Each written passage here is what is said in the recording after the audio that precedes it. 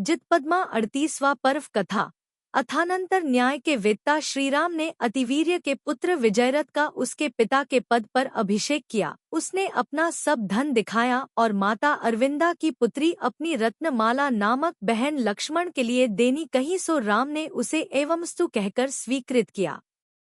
रत्नमाला को पा मानो लक्ष्मी ही गोद में आई है, यह जानकर लक्ष्मण अधिक प्रसन्न हुए। तदनंतर लक्ष्मण आदि से सहित राम जिनेंद्र भगवान की आश्चर्यदायिनी पूजा कर राजा पृथ्वीधर के विजयपुर नगर वापस आए। नर्तकी के पकड़ने के कारण राजा अतिवीर्य ने दीक्षा धारण की है, यह सुनकर शत्रुघ्न हास्य करने लगा, सो भरत ने मना कर कहा कि हे भद्र, जो कष्टकारी विषयों को छोड़कर परम शांति को प्राप्त हुआ है, ऐसा अतिवीर्य महाधन्य है। उसकी तू क्या हंसी करता है? जो देवों के लिए भी दुर्लभ है, ऐसा तप का प्रभाव देख। जो हमारा शत्रु था, अब मुनि होने पर वह हमारे नमस्कार करने योग्य गुरु हो गया। इस प्रकार अतिवीर्य को प्रशंसा करता हुआ भरत जब तक बैठा था तब तक अनेक सामंतों के साथ विजयरथ वहां आ पहुंच वह भरत को प्रणाम कर उत्तम वार्ता करता हा क्षण भर बैठा। तदनंतर उसने रतिमाला की बड़ी बहन विजय सुंदरी नाम की शुभ कन्या, जो कि नाना अलंकारों को धारण कर रही थी, भरत के लिए समर्पित की। साथ ही बड़ी प्रसन्न दृष्टि से बहुत भारी खजाना और उत्तम सेना भी प्रदान की। तदनंतर उस अद्वितीय कन्या को पाकर भरत बहुत प्रसन्न हुआ। उसने विजयरथ की इच्छानुकूल सब कार्य स्वीकृत किया, सो ठीक ही है, क्योंकि महापुरुषों को यही रीति है। अथानंतर जिसका मन कौतुक और उत्कंठा से व्याप्त था, ऐसा भरत महावेगशाली घोड़ों से अतिवीर्य मुनिराज के दर्शन करने के लिए चला। वह उत्तम भावना से सहित था तथा पूछता जाता था कि वे महामुनि कहाँ हैं, और सेवक कहते जाते थे कि ये आगे विराजमान है। तदनंतर जो ऊंचे नीचे पाषाणों के समूह से अत्यंत दुर्गम था, नाना प्रकार के वृक्षों से व्याप्त था, फूलों की सुगंधि से सुवासित था और जंगली जानवरों से युक्त था, ऐसे जानकार सेवकों के द्वारा बताए हुए पर्वत पर भरत चढ़ा और घोड़े से उतरकर विनीत वेश से शोभित होता हुआ अतिवीर्य मुनिराज के दर्शन के लिए चला। वे मुनिराज हर्षविषाद से रहित थे, शांत इंद्रियों के धारक थे, विभु थे, शिलातल पर विराजमान थे, एक सिंह के समान निर्भय थे, घोर तप में स्थित थे, शुभ ध्यान में लीन थे और मुनिपने की लक्ष्मी से देदीप्यमान थे। 16-17 मुनिराज के दर्शन कर सब लोगों के नेत्र विकसित हो गए और सबके शरीर में हर्ष से रोमांच निकल आए। सभी ने परम आश्चर्य को प्राप्त हो अंजलि जोड़कर उन्हें नमस्कार किया। जिसे मुनि बहुत प्रिय थे, ऐसे भरत ने उन मुनिराज की बड़ी भारी पूजा की, चरणों में प्रणाम किया और फिर भक्ति से नत शरीर होकर इस प्रकार कहा कि हे नाथ, जिसने यह जिनेंद्र प्रतिपादित कठिन दीक्षा धारण की है, ऐसे एक आप ही शूरवीर हो तथा आप ही परमार्थ के जानने वाले हो। विशुद्ध कुल में उत्पन्न तथा संसार के सार को जानने वाले महापुरुषों की ऐसी ही चेष्टा होती है। मनुष्य लोक पाकर जिस फल की इच्छा की जाती है, हे साधो, वह फल आपने पा लिया, पर हम अत्यंत दुखी हैं। हे नाथ, हम लोगों से आपके विषय में जो कुछ अनिष्ट पाप रूप चेष्टा हुई है, उसे क्षमा कीजिए।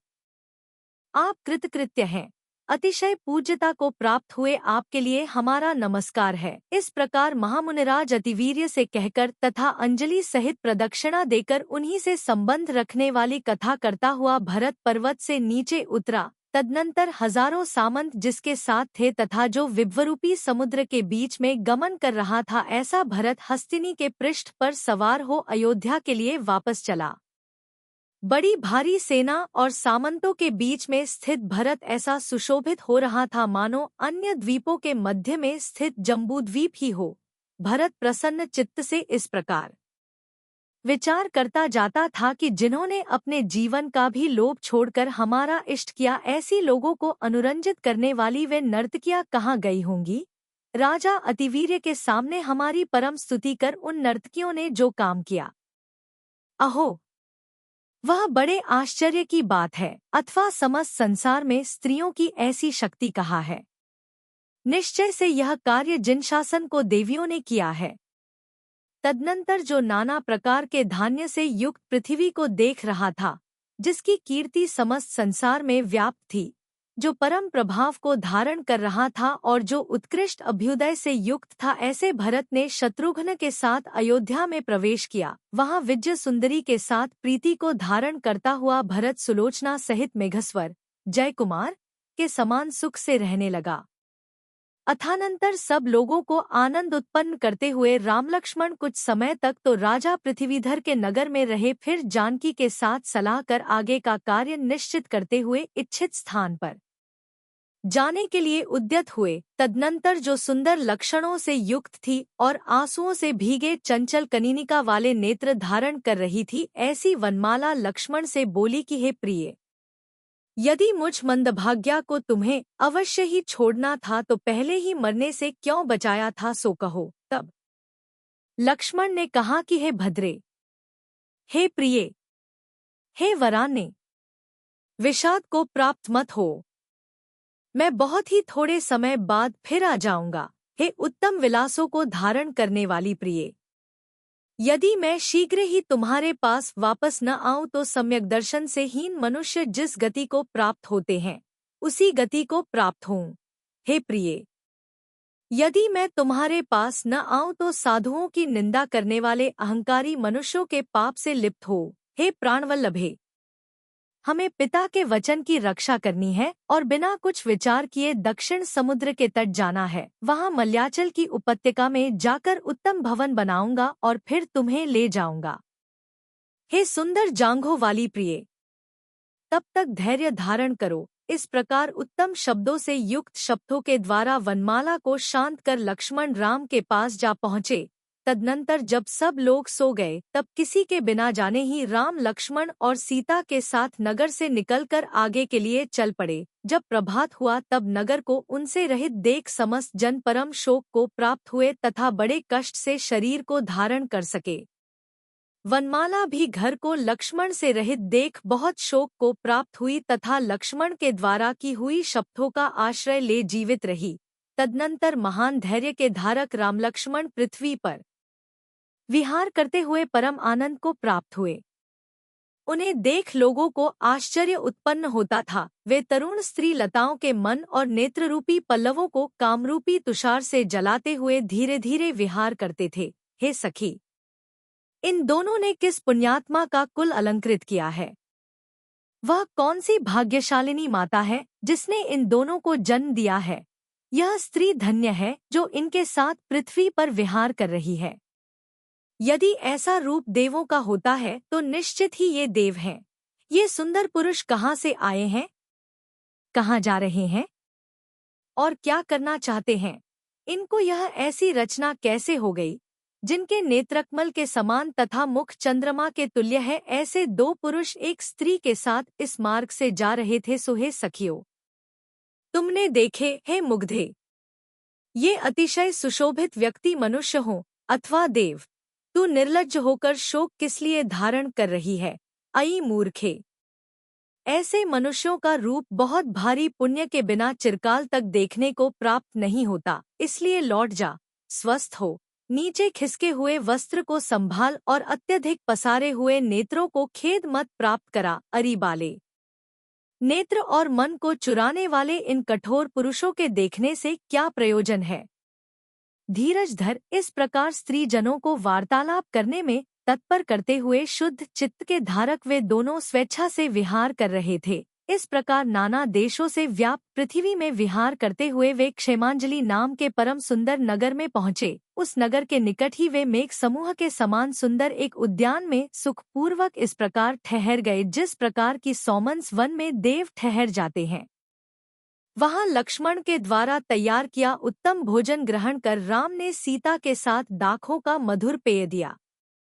तदनंतर बड़े बड़े महल रूपी पर्वतों की पंक्तियों से जिनके नेत्र हरे गए थे, ऐसे लक्ष्मण विनयपूर्वक राम से आज्ञा प्राप्त कर इच्छानुसार क्षेमांजलि नगर देखने के लिए चले।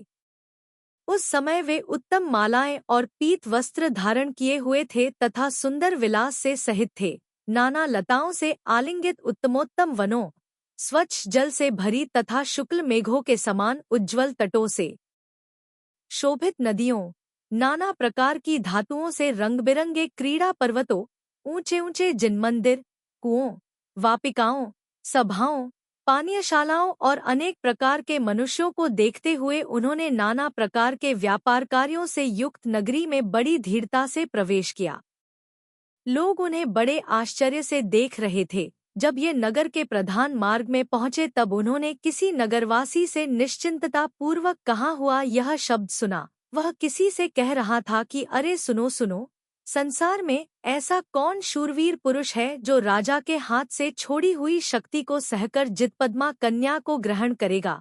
यदि राजा यह भी कहे कि मैं स्वर्ग का राज्य देता हूँ, तो भी शक्ति से संबंध रखने वाली इस कथा से क्या प्रयोजन है। यदि कोई शक्ति झेलने के लिए सम्मुख हुआ और प्राणों से रहित हो गया तो यह कन्या और स्वर्ग का राज्य उसका या कर लेगा। संसार में समस्त वस्तुओं से जीवन ही प्यारा है और उसी के लिए अन्य सब प्रयत्न है, यह कौन नहीं जानता है।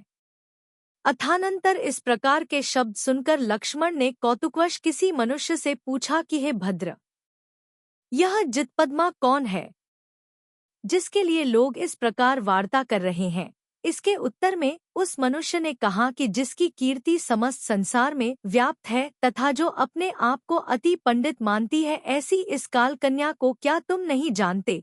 यह इस नगर के राजा शत्रुंदमन को कनकाभा रानी से उत्पन्न गुणवती पुत्री है। चूंकि इसने मुख को कांति से कमल को अथवा सर्व शरीर से लक्ष्मी को जीत लिया है, इसलिए यह जितपद्मा कहलाती है। नवयौवन से संपन्न तथा कलारूपी अलंकारों को धारण करने वाली यह कन्या पुंविधारी देवों से भी द्वेष करती है। फिर मनुष्यों की तो बात ही क्या है। जो शब्द व्याकरण को दृष्टि से पुल्लिंग होता है, यह उसका भी उच्चारण नहीं करती है। इसका जितना भी व्यवहार है वह सब पुरुषों के प्रयोजन से रहित है। सामने जो कैलाश पर्वत के समान बड़ा भवन देख रहे हो, उसी में यह सैकड़ों प्रकार की सेवाओं से लालित होती हुई रहती है। जो मनुष्य इसके पिता के हाथ से छोड़ी हुई शक्ति को सहन करेगा, उसे ही यह वरेगी, ऐसी कठिन प्रतिज्ञा इसने ले रखी है। यह सुनकर लक्ष्मण क्रोध, गर्व और आश्चर्य से युक्त हो विचार करने लगे कि वह कन्या कैसी होगी जो इस प्रकार की चेष्टा करती है। दुष्ट चेष्टा से युक्त तथा गर्व से भरी इस कन्या को देखूं तो सही। अहो, इसने यह बड़ा कठोर अभिप्राय कर रखा है। इस प्रकार विचार करते हुए लक्ष्मण महावृषभ की नाई सुंदर चाल से चलकर मनोहर राजमार्ग में आगे बढ़े। वहां वे विमान के समान आभा वाले तथा चंद्रमा के समान धवल उत्तमोत्तम भवनों, मेघों के समान हाथियों, चंचल चमरों से सुशोभित घोड़ों, छपरियों और नृत्यशालाओं को धीमी दृष्टि से देखते जाते थे। तदनंतर जो नाना प्रकार के न्यूहों से युक्त था, रंग बिरंगी ध्वजाओं से सुशोभित था तथा जो सफेद मेघावली के समान था, ऐसे राजा शत्रुंदम के महल पर पहुँचे। महल का द्वार सैकड़ों देदीप्यमान बेलबूटों से सहित था, ऊंचे प्राकार से युक्त था और इंद्रधनुष के समान रंग बिरंगे तोरणों से सुशोभित था। तदनंतर जो शस्त्रधारी पहरेदारों के समूह से आवृत था, नाना प्रकार के उपहारों से युक्त था और जहां बाहर निकलते तथा भीतर प्रवेश करते हुए सामंतों की बड़ी भीड़ लग रही थी, ऐसे द्वार में लक्ष्मण प्रवेश करने लगे तो द्वारपाल ने सौम्यवाणी से कहा कि हे भद्र, तू कौन है जो बिना आज्ञा ही राजमहल में प्रवेश कर रहा है। तब लक्ष्मण ने कहा कि मैं राजा के दर्शन करना चाहता हूँ, सो राजा को खबर दे दो। यह सुन अपने स्थान पर दूसरे को नियुक्त कर द्वारपाल ने भीतर जाकर राजा से निवेदन किया कि हे महाराज, जो आपके दर्शन करना चाहता है, जिसकी प्रभा नील कमल के समान है, जिसके नेत्र कमलों के समान सुशोभित हैं, तथा जो अत्यंत सौम्य है, ऐसा एक शोभा संपन्न पुरुष द्वार पर खड़ा है। मंत्री के मुख की ओर देख राजा ने कहा कि प्रवेश करे। तदनंतर द्वारपाल के कहने पर लक्ष्मण ने भीतर प्रवेश किया। यद्यपि वह सभा गंभीर थी तो भी जिस प्रकार चंद्रमा को देखकर समुद्र क्षोभ को प्राप्त होता है, उसी प्रकार वह सभा भी सुंदर आकार के धारक लक्ष्मण को देखकर क्षोभ को प्राप्त हो गई। प्रणाम रहित विशाल कंधों के धारक तथा अतिशय देदीप्यमान लक्ष्मण को देखकर जिसका हृदय कुछ कुछ विकृत हो रहा था, ऐसे राजा शत्रुंदम ने पूछा कि तू कहाँ से आया है, कौन है और किस लिए आया है। इसके उत्तर में वर्षा ऋतु के मेघ के समान गंभीर ध्वनि को धारण करने वाले लक्ष्मण ने कहा कि मैं राजा भरत का सेवक हूँ, पृथ्वी पर घूमने में निपुण हूँ, सब विषयों का पंडित हूँ और तुम्हारी पुत्री का मान भंग करने के लिए आया हूँ। जिसके मान रूपी सींग अभग्न है, ऐसी जो दुष्ट कन्यारूपी मरकनी गाय तुमने पाल रखी है वह सब लोगों को दुख देने वाली है। राजा शत्रुंदम ने कहा कि जो मेरे द्वारा छोड़ी हुई शक्ति को सहन करने में समर्थ है, ऐसा वह कौन पुरुष है जो जितपद्मा का मान खंडित करने वाला हो। लक्ष्मण ने कहा कि मैं एक शक्ति को क्या ग्रहण करूं? तू पूरी सामर्थ्य के साथ मुझ पर 5 शक्तियां छोड़। यहाँ जब तक दोनों अहंकारियों के बीच इस प्रकार का विवाद चल रहा था, वहां तब तक राजमहल के सधन झरोखे स्त्रियों के मुखों से आच्छादित हो गए। जितपद्मा भी लक्ष्मण को देख मोहित हो गई और पुरुषों के साथ द्वेष को छोड़कर छपरी पर आ बैठी तथा इशारा देकर लक्ष्मण को मना करने लगी। तब हर्ष से भरे लक्ष्मण ने भयभीत तथा हाथ जोड़कर बैठी हुई जितपद्मा को इशारा देकर जताया कि भय मत करो, और राजा से कहा कि अरे कातर, अब भी क्या प्रतीक्षा कर रहा है? शत्रुंदम नाम रखे फिरता है, शक्ति छोड़ और पराक्रम दिखा।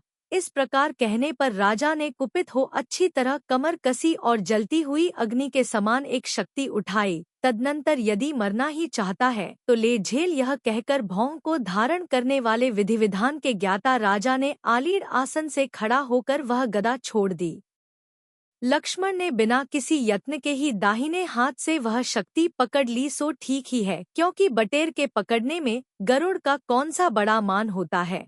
दूसरी शक्ति दूसरे हाथ से तथा तीसरी चौथी शक्ति दोनों बगलों में धारण कर पुलकते हुए लक्ष्मण उनसे 4 दांतों को धारण करने वाले ऐरावत हाथी के समान अत्यधिक सुशोभित हो रहे थे। अथानंतर अत्यंत कुपित सांप को फण की नाई जो 5वीं शक्ति आई, उसे लक्ष्मण ने दांतों के अग्रभाग से उस प्रकार पकड़ लिया जिस प्रकार की मृगराज मांस की डली को पकड़ रखता है। तदनंतर आकाश में खड़े देवों के समूह पुष्प बरसाने लगे, नृत्य करने लगे तथा हर्ष से शब्द करते हुए दुंदुभी बाजे बनाने लगे। अथानंतर शत्रुंदम, अब तू मेरी शक्ति झेल। इस प्रकार लक्ष्मण के कहने पर सब लोग अत्यंत भय को प्राप्त हुए। राजा शत्रुंदम लक्ष्मण को अक्षत शरीर देख विस्मय में पड़ गया और लज्जा से उसका मुख नीचा हो गया।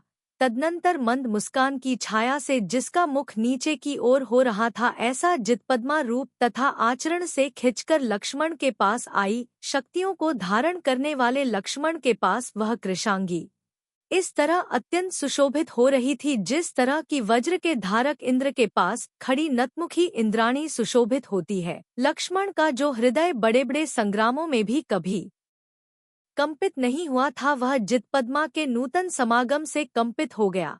तदनंतर लज्जा के भार से जिसके नेत्र नीचे हो रहे थे, ऐसी जितपद्मा ने पिता तथा अन्य अनेक राजाओं के सामने लज्जा छोड़कर लक्ष्मण का वरण किया। तत्काल ही विनय से जिसका शरीर नम्रीभूत हो रहा था, ऐसे लक्ष्मण ने राजा से कहा कि हे माम, लड़कपन के कारण मैंने जो खोटी चेष्टा की है उसे आप क्षमा करने के योग्य हैं। बालकों के विपरीत कार्य अथवा विरुद्ध वचनों से आप जैसे महागंभीर पुरुष विकार भाव को प्राप्त नहीं होते।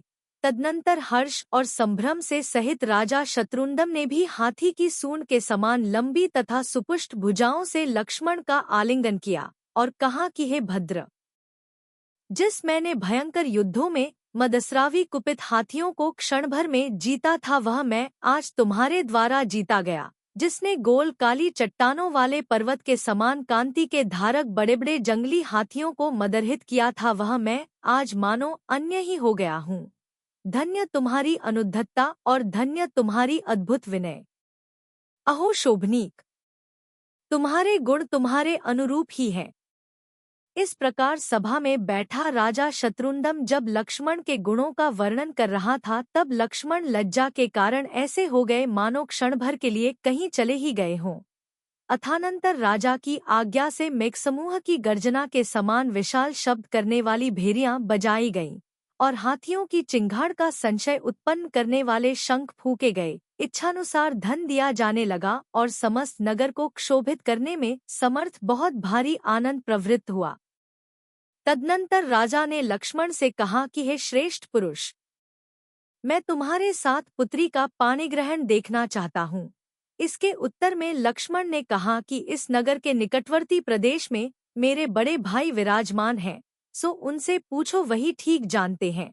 तब लक्ष्मण सहित जितपद्मा को रथ पर बैठाकर स्त्रियों तथा भाई बंधुओं से सहित राजा शत्रुंदम बड़े आदर के साथ राम के समीप चला।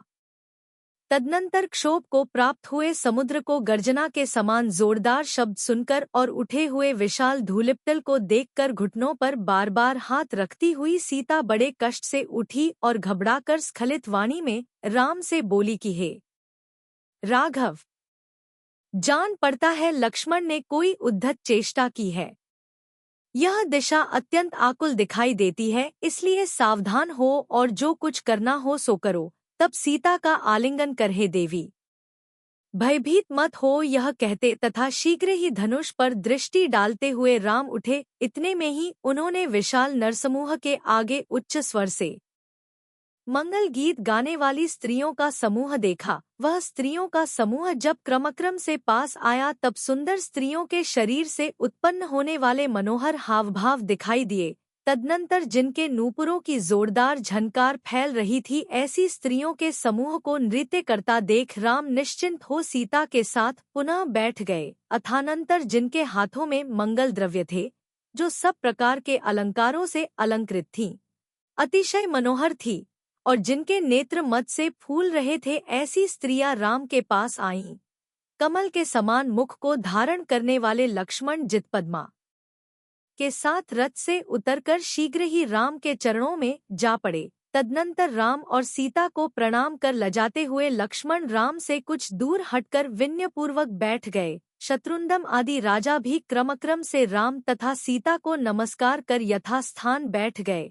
कुशल समाचार पूछकर सब वार्तालाप करते हुए सुख से बैठे तथा राजाओं ने आनंद नृत्य किया। तदनंतर परम संपदा से युक्त तथा हर्ष से भरे राम, लक्ष्मण और सीता ने रथ पर सवार हो नगर में प्रवेश किया। वहां राजमहल में पहुंचे।